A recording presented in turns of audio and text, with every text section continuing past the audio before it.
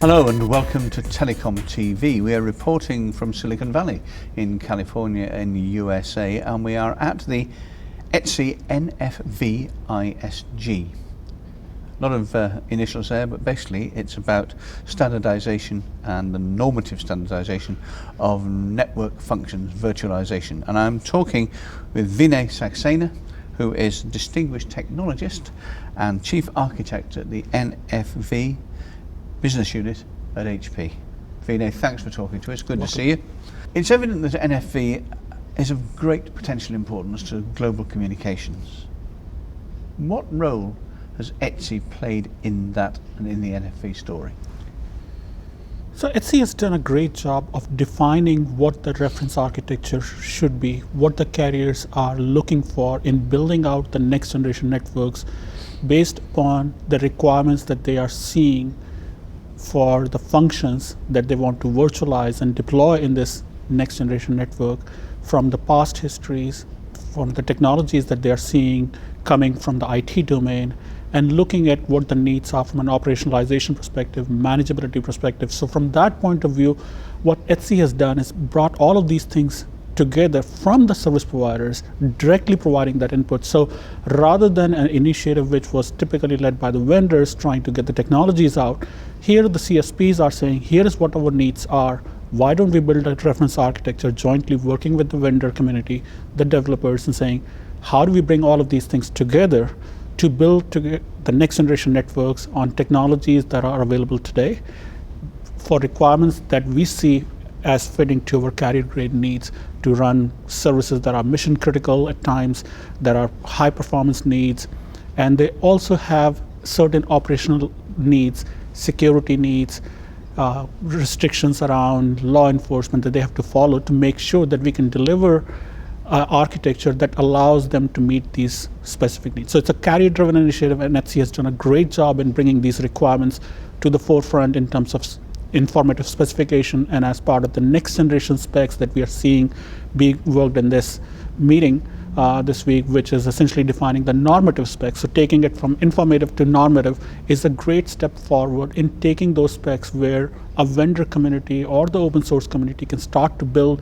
technologies that can now be used by the carriers in making sure things are interoperable, things can work on open standards, there's no vendor lock-ins. So I think what ETSI has done is a great contribution to the CSPs and to the vendor community in bringing all these things together. We're seeing the transition between phase one of NFV and phase two, and with the phase twos comes a proof of concept, proprietary to widespread trialing and then eventual commercial deployment and so on. Can you give us some examples of the proofs of concept that you've been working on at HP or have been involved with? So as HP, we've been working on a number of proof of concepts worldwide. They range from CPE devices, which is virtualized, to mobile core subsystems, and then again on this axis or edge side from CDN technologies, so control plane applications, virtualized IMS subsystems, VoLTE subsystem. And again, what we're seeing is widespread POC requirements and needs coming from all carriers, everything from CPE to mobile core to applications.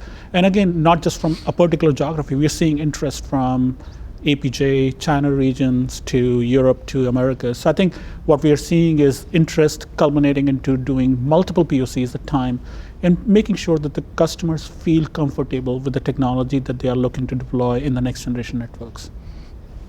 Okay, now we know about the potential benefits of NFV, but there are barriers to its adoption, as we know. Can you tell us what they are and how they can be overcome? So I think from a technology perspective, the barriers are the availability, reliability factors that the carriers want to make sure. So that is one side where the technical community is working extremely hard to make sure we can deliver on this next generation scale out platform the same availability, reliability paradigms that they're used to. I think those challenges are very well understood by the industry. And I think we have solutions that will come out later this year, early next year. So I think once the POCs finish, and as you said, as we go into widespread trial, I think those technology barriers will be gone.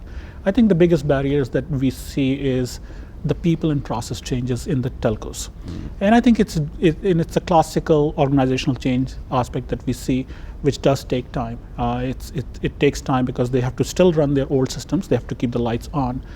So how do we help carriers understand how do you build new virtualized based or virtualization based networks, interoperate with existing legacy networks, and over time migrate towards a pure virtual software defined technology. So it's a people process change, which sometimes is hard to start off, and any change of this magnitude is hard. But we are starting to see operators, I mean, you look at large operators, they are starting to make conscious efforts in making these changes. So the change is coming. That part of the change we see it slightly slower because we are a vendor, we on the technology side, but the carriers themselves have acknowledged, and we are seeing this, and it will happen. I think, but in my personal opinion, that is probably the slow pace moving change that will be taking the longest. And a final question to you: what will happen at the end of this 7th meeting of the ETSI NFV ISG? What's next for NFV and what's next for ETSI in this regard? I mean, ETSI has gained plaudits for being a good broker, an enabler of everything that's going on, bringing together this huge disparate group of people and getting them to agree to do things in a certain way and to debate it, etc., etc. Do you think the time's coming when the manufacturers, the vendors and so on, will start to run with that by themselves, and ETSI will take a reduced place in the hierarchy as a sort of overseer, keeping a watching brief? So I think a couple of things. I mean, I think that this ETSI meeting is important in the sense that they are transitioning from an informative spec to a normative spec, which basically gives a way by which carriers can measure how well vendors are building. So that is the first and most important thing. That is making a specification that is normative, that basically builds the testing tool, making sure people are compliant to the architecture that is being proposed by the CSPs. So that is one of the biggest things. And the second thing, over time, what is the role that ETSI plays? I think the standards bodies still have to look at from the perspective of, are we, from a technology evolution perspective, going in the right direction, or are we just trying to get the agility, trying to get the speed, and not looking at necessarily the long-term vision, which sometimes happens in the open source community or the de facto community. So I think the standards body like ETSI have a role to play. That is to see that the architectural transitions over time are happening, the normative specifications around those are coming. And I strongly believe that they will keep playing the role of overseeing the long-term vision and succeeding in creating the future network architecture for the telcos. Thank you very much indeed.